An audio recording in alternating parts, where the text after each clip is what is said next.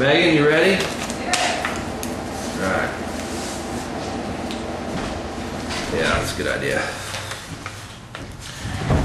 All right. Chica, need water, Harry? Oh, I'll give her some water in a second. Dog's probably dead out there. All right, what do we have this week? Miller going super low cal with MGD Light. Miller's testing a Miller Genuine Draft version of of MGD with 64 calories in, I guess, Minneapolis, St. Paul. Have you heard of this? Yeah. Do you think that's a good idea? I think that's a great idea. Why? Because it's low calorie and that's what everyone wants right now. I think you're right. All right, let's get to the big stuff. Silver Eagle. Houston big AB distributor has a letter of intent to purchase San Antonio-based Budco.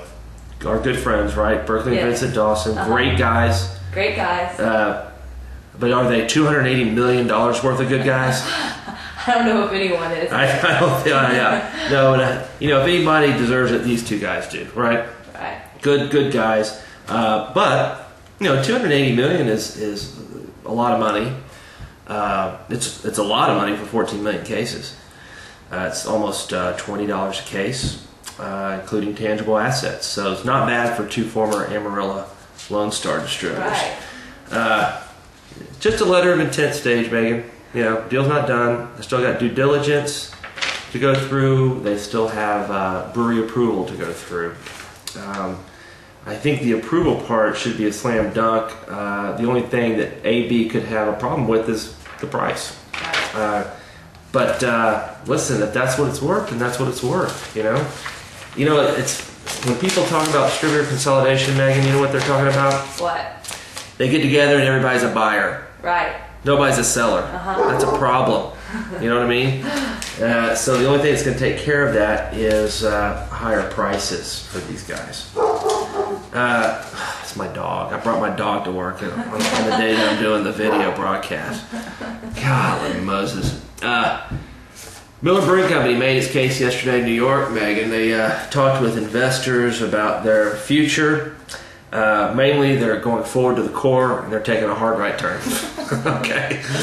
No, but seriously, going back to Miller Lite's true attributes, protecting their Miller High Life and Milwaukee's Best brands, and they basically expect to be flat to slightly up for the near and mid terms. Volumes have rebounded big time in May since Labor Day, even though it's been raining all over the country. Right. Probably the biggest news that they had is that they expect Miller Chill, their new lines with the lime and salt. Have you had it? No, I haven't had it yet. It's pretty good. I've had it. That's what it's I all heard. right. I like to drink 6 or 7 beers at a time, and it's very sessionable. They expect it to sell 5.5 million cases in its first year. And that is, I have to say, it's a pretty aggressive goal. In fact, I remember Pete Marino and Julian, Miller Brewing Company executives, came to San Antonio last night. We had dinner with them, and I bet Pete that they wouldn't make that goal. Right. What do we end up betting? I think a nice steak dinner. A nice steak dinner in Chicago. Now, does he pay for my flight to Chicago or just the dinner? I don't know. That makes you losing. Yeah, versus the damn dog. Jesus. All right. This Land Shark Lager. You know what Land Shark is? It's a beer that AB's come out with in Florida, and they're actually expanding to other markets now, trying to anticipate, I think, Miller Chill's national expansion. It's a beer that they developed in conjunction with singer-songwriter and just beach bum extraordinaire, right, Jimmy Buffett. Jimmy Buffett, he's probably before your time. Margaritaville. There you go. He's scratching at the back door. Well, after AB had that relationship, I guess they extended it to Margaritaville Tequila, which AB is going to be testing through their own distribution network up in the Northeast. They're also testing a kind of a small vodka, like a micro vodka producer. We have that Tito's vodka here in Texas. It's made by that guy in Austin. This is the same deal. It's called Vermont Spirits. They make vodka from molasses. Oh. Apparently you can make vodka from anything. Yeah. Grapes, potatoes. Now they're making it from molasses. Anyway, AB's going to run that through their red and white distributors. And some distributors on their own are bringing in a vodka through an importer called Hammer and Sickle. You reported that from Russia. That's being distributed in Connecticut and Massachusetts. So maybe you get into the liquor game. Does that scare your liquor guys? Anybody talk about that? I don't know. Well, you were at NABCA. How was NABCA? NABCA was a lot of fun. Upbeat? August had his big revelation. Yeah, it's very upbeat. Yeah. Very fun. They hate beer guys, you know. I'm surprised they let you in. Let's talk about, let's look at Nielsen, or actually this is actually IRI scans. We've had just a kind of a hard year. Weather's been bad, but we've had a big rebound in May.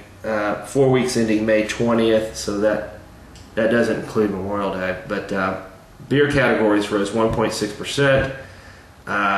Coors and Miller are outperforming. Coors, which has been outperforming all year.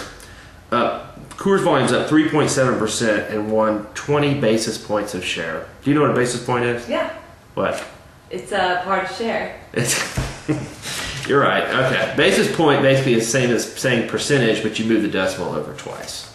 So 100 basis points is 1 percentage point. Right. I don't understand either. What else we got? I want to keep this short because we're going to start doing them every week. Every week, Megan. That's my commitment. We'll see how long that lasts. This is my commitment. The last one we did was in October. Right. And they suck, but apparently people like them because they email me all the time. Why aren't you doing it?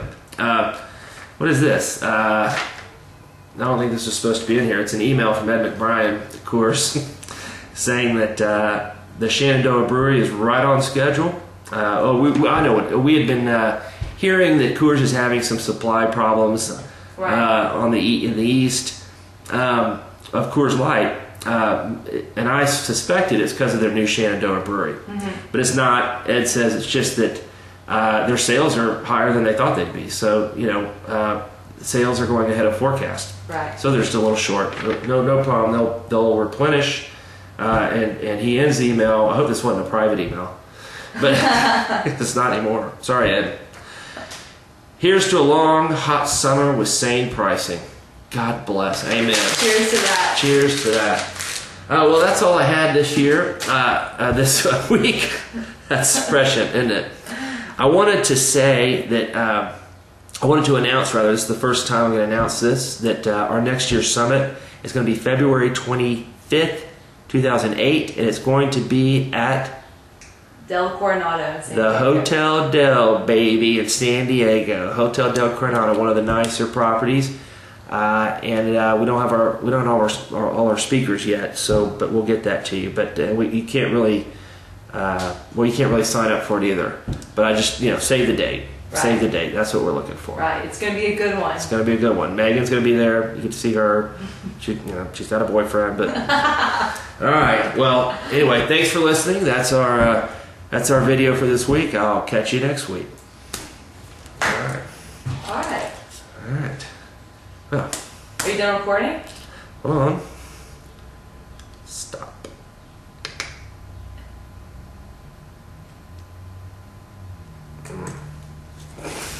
Don't tell me you didn't record. No, it's recording. It's just it won't stop. Here. Yeah.